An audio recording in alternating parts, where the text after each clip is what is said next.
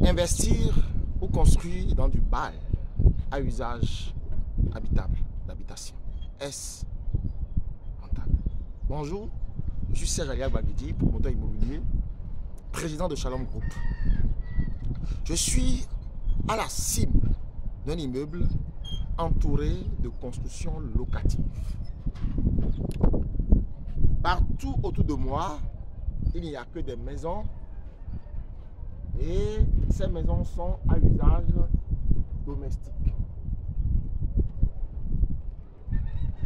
Je vais vous amener ce matin à évaluer par vous-même si avoir du capital pour investir dans les bails à usage d'habitation est véritablement une bonne chose.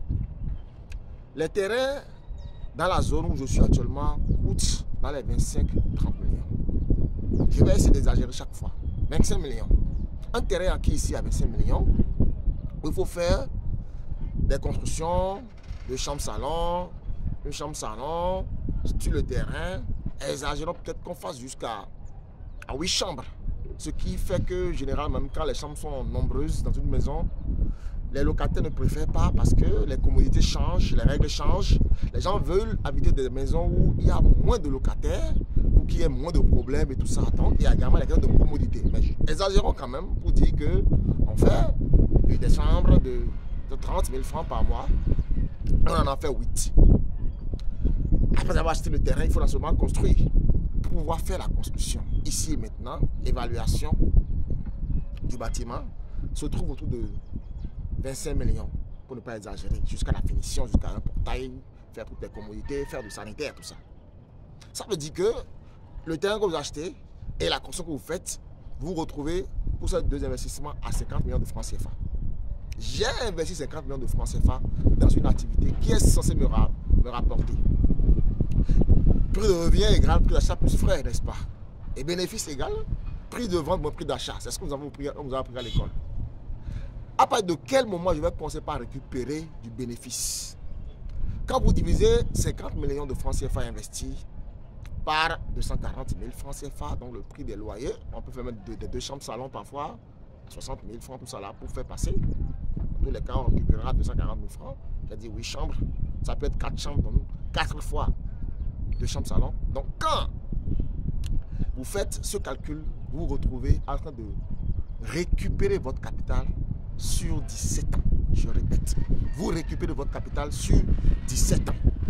Ça veut dire que c'est après les 17 ans que vous allez commencer par espérer à vous faire du bénéfice. Et cela, c'est sans compter que un locataire est sorti, la chambre est restée vide, c'est sans compter les réparations qu'on fait dedans, c'est sans compter que vous avez des locataires qui payent à temps et qui payent bien.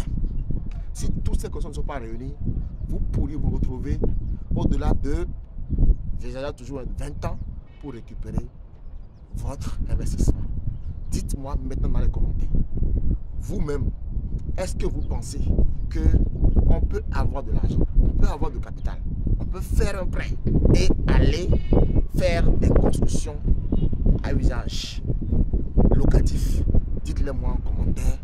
Je reviendrai vers vous bientôt avec une autre capsule que nous avons appelée Shalom Stories pour vous raconter des histoires réelles, des histoires vraies que je connais, que j'ai avec les 10 années d'expérience que j'ai dans le foncier, que je compte de découvrir. Ces histoires vous permettront de vous notifier davantage dans les capsules Shalom Stories que je vous annonce déjà. Merci, Dieu vous bénisse.